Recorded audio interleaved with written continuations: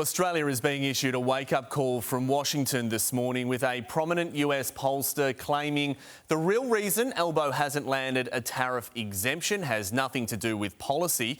Brent Buchanan believes it's personal and it's all because President Trump does not like Australia's top diplomat, Kevin Rudd. Now, his advice for the Prime Minister is clear. Ambassador Rudd has to go before a deal can be made. And Brent Buchanan, international polling expert who worked on Donald Trump's 2016 campaign, joins us now. Good morning to you. Brent, walk us through this. What is it about Ambassador Rudd that just rubs the president up the wrong way? Well, you can go back all the way to 2024 when he's made statements publicly about Donald Trump, calling him a village idiot and other statements. And there's really no coming back from that with somebody with Donald Trump. And that's the real challenge here, is that Donald Trump is a very personal person. And he may project this bravado externally, but he really likes people and he likes working with folks, but he only works with folks he likes. Yeah, we've heard those comments from Kevin Rudd. We've also heard those comments from the president as well. He's called Kevin Rudd a little bit nasty and not the brightest bulb. How important is it now that our Prime Minister really reconsiders Kevin Rudd's position? Well, this is a really key time right now for any nation negotiating with the United States, because the United States is back, and its ability to project forward these negotiations is predicated on the fact that they have somebody on the other side who Donald Trump likes and who Donald Trump trusts and who Donald Trump respects.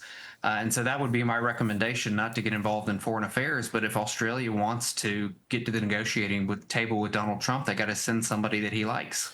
Right. Well, we know that our Prime Minister is really struggling to land that meeting with the President at the moment. Do you believe that a different ambassador could bridge that gap?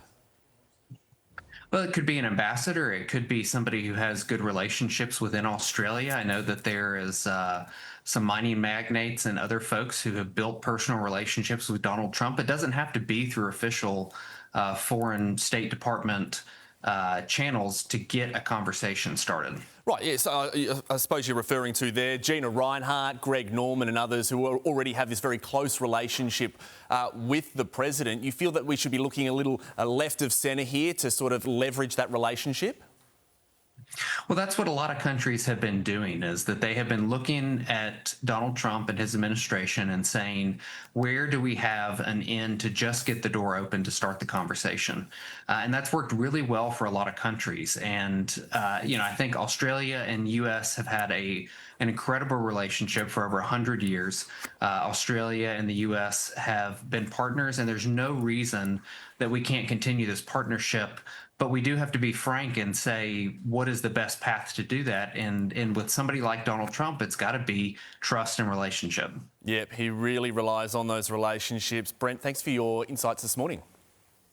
Hey, great to be with y'all.